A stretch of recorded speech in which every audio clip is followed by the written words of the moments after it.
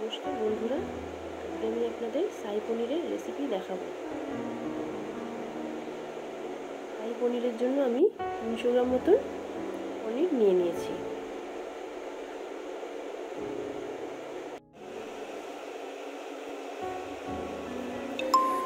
গ্যাসে একটা কড়াই বসিয়ে এতে 2 চামচ মতন সাদা তেল দিয়ে দিলাম।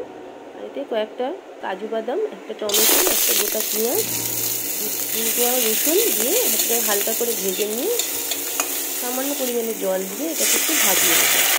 মশলাটা ঠান্ডা হলে এটা মিক্সিতে একটু পেস্ট বানিয়ে নেব।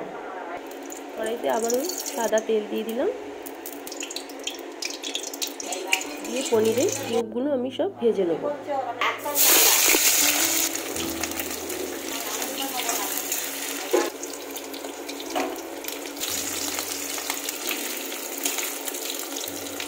পনিরগুলো সব ভাজা হয়ে গেছে।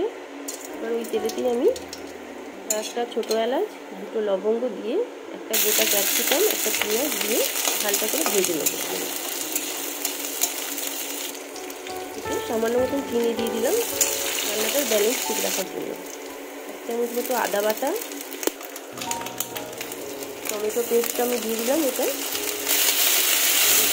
টমেটোর এইটাতে জল দিয়ে সামান্য একটু দিয়ে দিলাম। 1 চামচ পোস্ত বাটা দিলাম,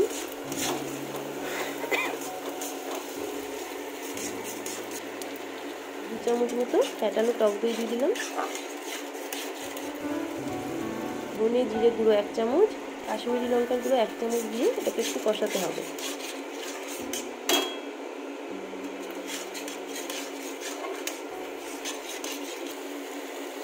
পরিমাণ মতো লবণ দিয়ে দিলাম,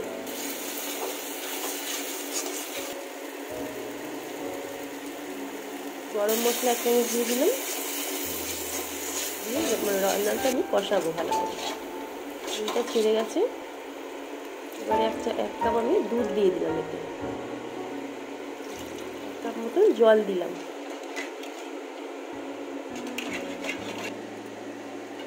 ঝোলটা ফুটে উঠলে পনিরগুলো আমি এতে দিয়ে দেবো।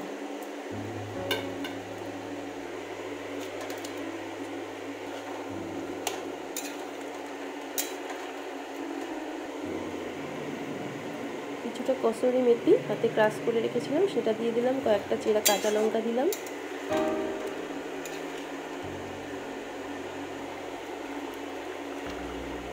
এখানে বাটার দিয়ে দিলাম। বাটার দিলে রান্নাটা খেতে খুব ভালো হয়।